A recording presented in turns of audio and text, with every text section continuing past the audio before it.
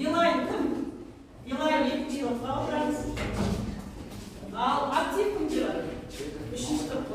Енді біз бүгінгі сабақта жасөспірім және заң және уақытты қалай тиімді пайдалану керек екенін танысқан боламыз, иә? Сол және грамматикалық тақырыбымыз жай сөйлемдерімізді және сөйлем мүшелерін танысқан боламыз. Енді бүгін осы уақыт қадірлі жасөспірім заңдылық тақырыбын қайталау ретінде қазір мен сіздерге тест тапсырмаларын беремін. Сол тест тапсырмаларын орындай отырып, әр оқушы өз білімдерін қайталайды.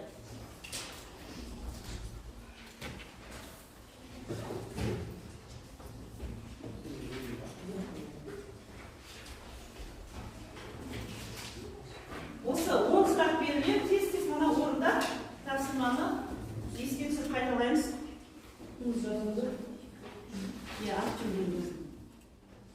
Барлығында өткен тақырыптар, сөйлемнің түрлері мен сөйлем мүшелері туралы.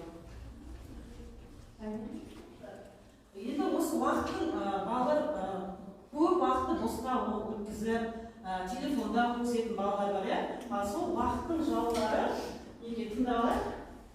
Жоспарсыз өмір сүру, алдын ала істелетін жұмыстарды кезекке қоймау, кейінге қалдыру немесе шегеру, өзіне қажет емес жұмыстарды кірісу, асығыстық жасау, пайдасыз өмір, қажетсіз жұмыстармен айналысу, жоқ деп айта алмау, қажетсіз қоңырауларға жауап беру, бір шешімге келе алмау. Және уақытты адам, яғни күн тәртібін сақтай білу керек, балалар білесіздер. Мысалы, таңертеңнен тұрғаннан кейін, яғни күн әрбір оқушының өзінің күн тәртібі болу керек. Сабаққа баратын кезде әркім жаттығу, бет-қолын жуып, жаттығуын жасап, таңғы асын ішіп, содан кейін сабаққа қарай шығамыз, иә? Сабақтан кейін не істейсіңдер, мысалы, айтыңызшы. Сабақтан кейін үйге барасың, сосын не істейсіңдер? Темірлан айтты ма? Өз уақытыңды қалай өткізесің? Үйге барамын, сосын амалын ішіп, не істеймін, жұмысын. Үйдің тіршілігіне ата-анаға көмектесесің, дұрыс жақсы, сосын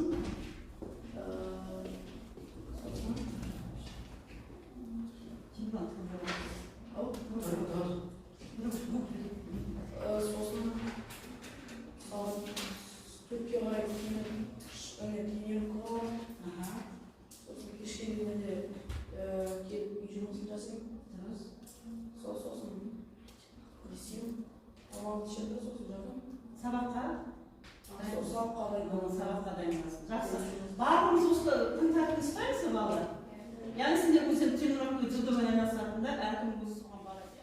Енді қазір мына үш топтар, үш оқушы тапсырмалар орында, енді үш топтан үш оқушы шықсын. Ал енді осы берілген тапсырмаларды топ болып бәріміз оқып, мына алдымыздағы тапсырмаға пост жасаймыз. Статистикалық порталының мәліметінше адамдардың бұл уақыты әлеуметтік желіге кетеді. 24 сағатта 2 сағат 15 минутын әлеуметтік желіге жаратады. 8 сағатты ұйқыға жұмсайды. Адамда белсенді өмірге бар болғаны 14 сағат уақыты қалады. Және 15% күн сайын әлеуметтік желіге арналып отыр.